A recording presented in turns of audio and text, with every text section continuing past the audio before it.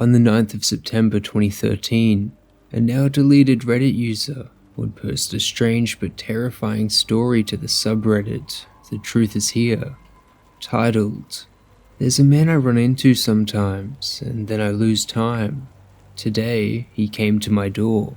She would go on to say, "This is not something I feel I can discuss with my family or personal friends, but I'm losing my shit here, so I feel the need to work through it with someone. As such, I'll try to give as many details as possible, but I don't want this getting back to me, and I feel a throwaway account would cost credibility. Here's what's going on. I lived in this apartment complex 4 years ago, when I was 16 years old. We did not stay here long due to the problems with the lease, but during that time I spent quite a few hours walking around the grounds. Now on the east side of the complex is a bike trail that is raised up on a slope. It makes a half circle around the complex and then carries on into the rest of the city. One night I was out walking my dog, Shasta, along this trail. It was around 10 PM in May, so it was pretty dark at that point. I reached the bend in the trail where the path leaves the complex, and there was a guy standing there. White guy, maybe 35 years old. Couldn't see his eyes. He was not doing anything. Smoking, walking a dog, tying his shoe. He was doing nothing at all. He was wearing a puffy down coat and had his hands in his pockets, and he was just staring at me. I laughed a little and tried to make that awkward kind of conversation that you do when you bump into a stranger, but the guy said nothing, just kept staring.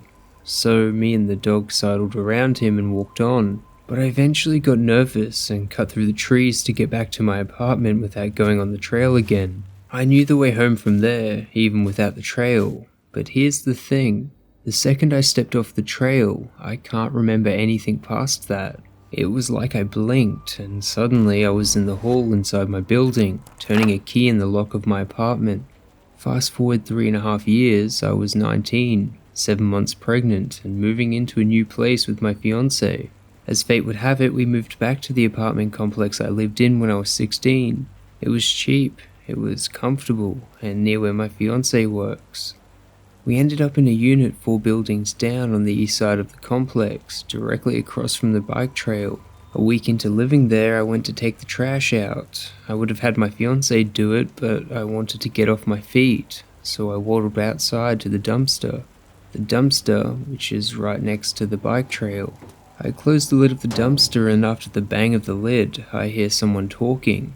Look up and guess who's standing on the bike trail? You guessed it.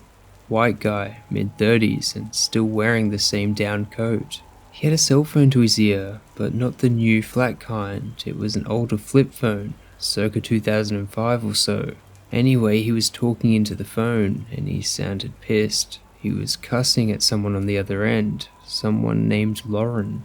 But you know how when people have a phone conversation and they tend to duck their heads down and not look at other people? Yeah, he wasn't doing that. He was looking right at me. After a second of this, I started backing up, and he started walking toward me. After a second, he was off the grass hill and onto the parking lot, and he took the phone from his ear. He then started snapping it into pieces, tearing out the antenna, breaking the screen off, and angrily throwing them all onto the parking lot ground, still looking at me. I turned around and ran back into the building as fast as I could, and I don't remember what happened next. Next thing I knew, I was on a bed in the maternity ward. There was a fetal monitor strapped around me, and I had a saline IV in my arm. My fiancé was there. After a bit of confusion, we worked out this. I came in from taking out the trash, and I was calm. I didn't say anything about the guy with the cell phone. I watched an episode of Battlestar Galactica with my fiancé and started throwing up a bit, which was normal for my pregnant self. But I spiked a pretty nasty fever later, so there we were at 5 AM in the hospital, making sure I was okay. All this time, apparently, I was perfectly alert, and on the way to the hospital, I apparently talked about our plans for the upcoming Christmas. I was discharged an hour later. They said I had the flu. They gave me some Tamiflu and told me to sleep it off and stay indoors. When we pulled into the apartment parking lot, I got out of the car and looked for the cell phone he dropped. It was there, but it looked like it had been run over.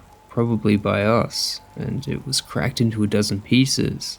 I collected what I could, and it looks like it was a Nokia 6085. This happened in December 2012. Today is Monday, September 9th, 2013. I have not seen the man in the down coat since then, until this morning. My fiancée leaves for around work at 6 AM, not working until 1 PM myself. I'm usually asleep at that point. Around 8 AM, I got up and put a robe on because someone was knocking on our door. Shasta was growling at the door, which was a little unusual. She will typically bark at people, but never growl. I told her to go to her kennel, and she sulked away, and I answered the door. I should have looked through the peephole first, but I didn't, and I cannot express how much I regret that. The man in the coat was on the other side. I remember seeing him, and I remember wondering, why is he still wearing that coat in this weather? But after that, I remember nothing. I woke up an hour and a half ago, sitting at my kitchen table. The first thing I noticed was how unbearably hot it was in the apartment. I went to the thermostat and found that it had been set at 90 degrees and was blowing out hot air. I wasn't wearing my robe anymore. I was dressed for the day in my work uniform, and I'm getting ready to leave soon. My baby, now 7 months old, was in her crib. She was crying, evidently having not yet been fed or changed. There was pee all over her bed as her diaper had leaked. Shasta was laying by the crib, whimpering. I fed the baby, got her changed, and checked my dog for any injuries. She wasn't hurt. I'm not hurt either, but there is blood on my floor by my doorway. I wonder if Shasta bit the man. I don't know, he's gone, and from what I can tell, nothing has been stolen from the place. What do I do now? In case it's not obvious, I seem to have lost an hour and a half in this last encounter. It was 8:07 AM when I got up, and by the time I had the sense to check the clock again, it was about 9:45. Many Redditors comment that it could be a seizure or perhaps a brain tumor. Some go as far as to say that these seizures could cause amnesia, but really no one can say for sure what's going on with the OP. And unfortunately we can't find out because they've deleted their account, and there's no way to look back further. I myself looked for symptoms that would match what the OP described, but I couldn't find anything that really related to it, especially when you consider they seem to coincide with this man. If we can take anything away from the story, it would be to avoid a man in a puffy down coat.